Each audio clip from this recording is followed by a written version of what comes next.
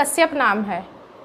उसने ट्वीट किया है कि पहले हम हिंदू थे, फिर अंबेडकर ने बताया कि हम SC ST OBC जनरल हैं।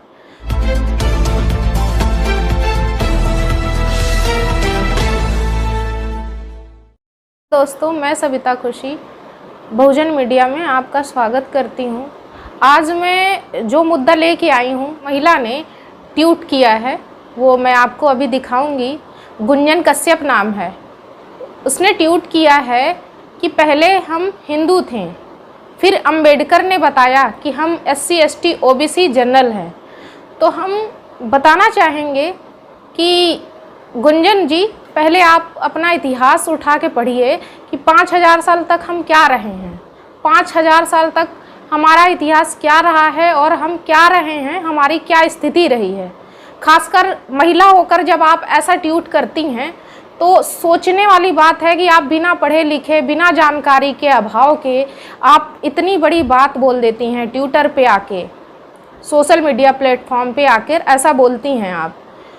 5000 साल तक हमें ना पढ़ने लिखने का अधिकार था, कुछ भी करने का अधिकार नहीं था। हम दासी थे, वो भी किसकी? पति की। और हमें खासकर लड़कियां जब पैदा होती थी तो उनको बोझ समझा जाता था। अभी भी इतनी संविधान लागू होने के बाद भी ऐसी स्थिति बनी हुई है कि हमें अभी भी बोझ समझा जाता है। तुलसीदास ने कहा है, ढोल गंवार शूद्र पशु नारी सकल ताड़न के अधिकारी। तो आप समझ रही होंगी इसमें क्या कहा है तुलसीदास ने। शूद्र, गंवार और पशु नारी, ये सब पीटने के अधिकारी हैं। जहाँ भी मिले इनको पीटना चाहिए। तो आप समझ ही सकती हैं कि उस समय क्या अधिकार रहे होंगे हमारे। और मनुस्मृति में उठा के देख लीजिएगा कि क्या अधिकार हैं आपके। और आपको कोई भी अधिकार नहीं थे। आप पति की रखैल थीं, पति की गुलाम थीं और अपने माँ बाप पर बोझ थीं।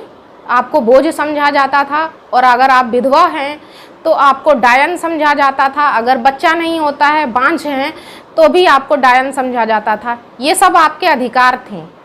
और संविधान लागू होने के बाद आप ये बोल पा रही हैं सोशल मीडिया पे, प्लेटफॉर्म पे सोशल मीडिया चला रही हैं, पढ़ लिख कर आज आगे बढ़ रही हैं, तो ये संविधान के बदौलत है।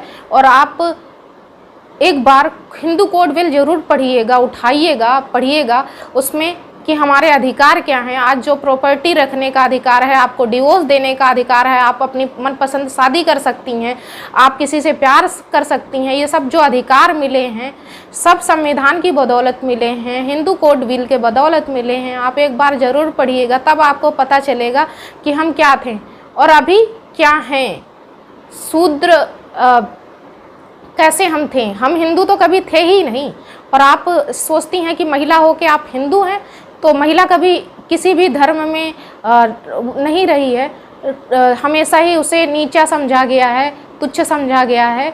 और महिला की कोई जाति नहीं होती है, ना ही कोई धर्म होता है। सिर्फ एक ही धर्म है, वो है स्त्री धर्म। फिर आए अंबेडकर, उन्होंने बताया सब समान है, बाप के लिए बेटी अभिमान है और पति के लिए स्वाभिमान है। जहाँ सम्मान ना मिले, स्वाभिमान ना मिले, वहाँ त्यागने का अधिकार है।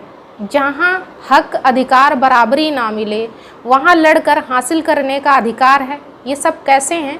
ये सब हमें संविधान से मिलता है।